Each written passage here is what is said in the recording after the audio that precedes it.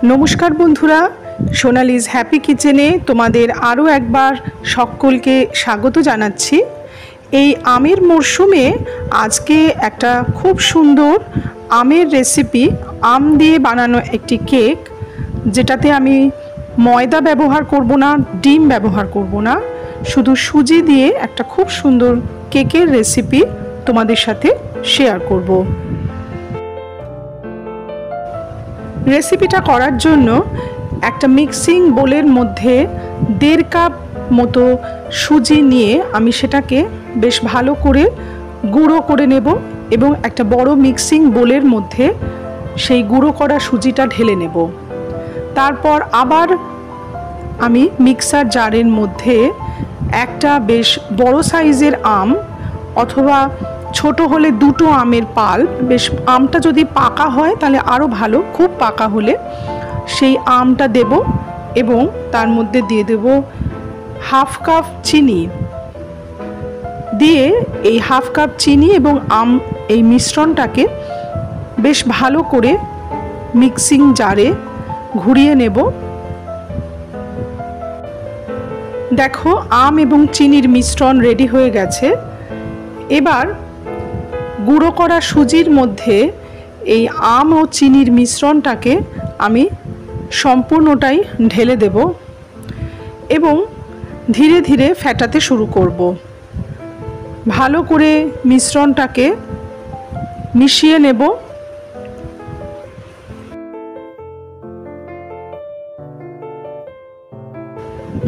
কেকের এই মিশ্রণটা মেশানো যত ভালো হবে, কেক কিন্তু তত সুন্দরভাবে ফুলবে এবং তত কেকটা নরম হবে, সফট হবে কেকটা তত।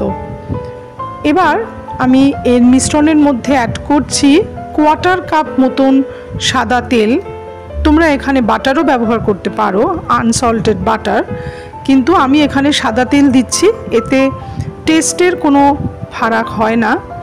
আবার বেশ সুন্দর করে মিশ্রণটা ফেটিয়ে নিচ্ছি। দিয়ে দিচ্ছি 1/4 কাপ মতো ঠান্ডা দুধ। ঠান্ডা মানে রুম টেম্পারেচারের মতন ঠান্ডা, ফ্রিজ থেকে বার করে দেওয়া যাবে না, আবার খুব গরম দুধও কিন্তু দেওয়া যাবে না। মিশ্রণটাকে আবার বেশ ভালো করে ফেটিয়ে নিচ্ছি।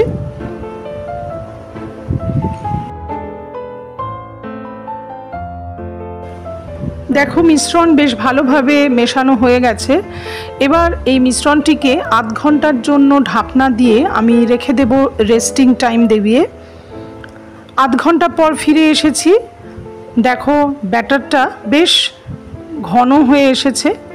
এই পর্যায়ে এর মধ্যে আমি অ্যাড করে দেব 1 চামচ বেকিং পাউডার এবং 1/4 চামচ বেকিং সোডা এবং এটাকে অ্যাক্টিভেট করার জন্য সামান্য পরিমাণ দুধ আমি এখানে অ্যাড করছি। দিয়ে আবার করে মিশ্রণটাকে মিশিয়ে নেব।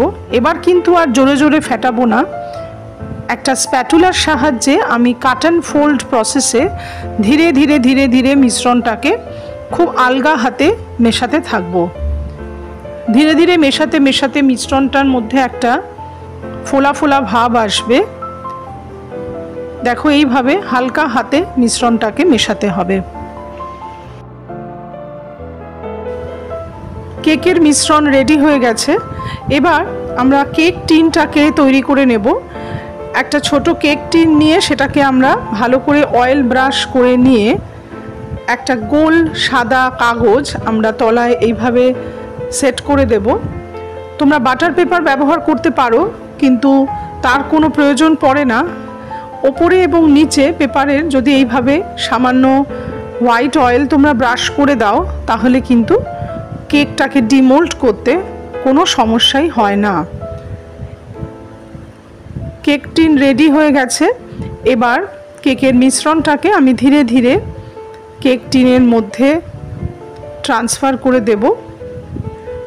ভালো করে কেক টিনটাকে ভর্তি করে দেব কেকের মিশ্রণ দিয়ে। হালকাভাবে ট্যাপ করে নেব যাতে ভেতরে কোনো এয়ার বাবল না থাকে। এবার ওপর থেকে কিছু ড্রাই ফ্রুটস আমি ছড়িয়ে দিচ্ছি। কিছু কাজুর টুকরো, আমন্ডের টুকরো আমি ওপর দিয়ে ছড়িয়ে দিলাম। ব্যাস, কেক কিন্তু মাইক্রো ওভেনে যাওয়ার জন্য একদম রেডি। এবার কনভেকশন মোড অন করে আগে মাইক্রো ওভেনটিকে প্রিহিট করে নিতে হবে। তারপর 180 ডিগ্রিতে 30 মিনিটের জন্য কেকটাকে বেক করতে বসিয়ে দাও। তোমরা এটি কিন্তু গ্যাসের চুলাতেও করতে পারো, সেক্ষেত্রে 30 মিনিট মতোই কেকটাকে বেক করতে হবে। এবং একটা মোটা বড় পাত্রের মধ্যে কিছুটা লবণ দিয়ে তার মধ্যে তোমাকে কেকের বাটিটা বসিয়ে উপর থেকে ঢাকনা চাপা দিয়ে দিতে হবে।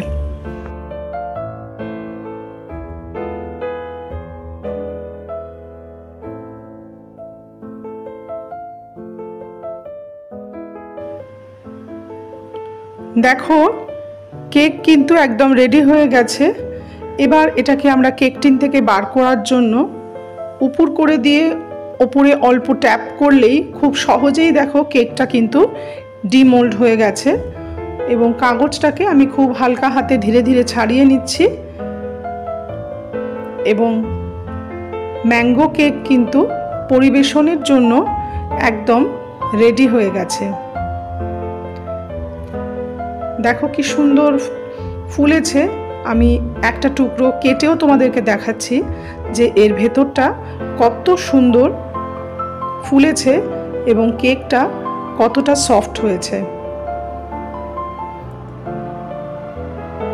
তাহলে দেখতে পেলে যে ময়দা অথবা ডিম ছাড়াও কত সুন্দর কেক, ম্যাঙ্গো কেক তোমরা তৈরি করে নিতে পারো। রেসিপিটা কেমন লাগলো অবশ্যই আমাকে কমেন্ট করে জানিও। সবাই ভালো থেকো, সুস্থ থেকো।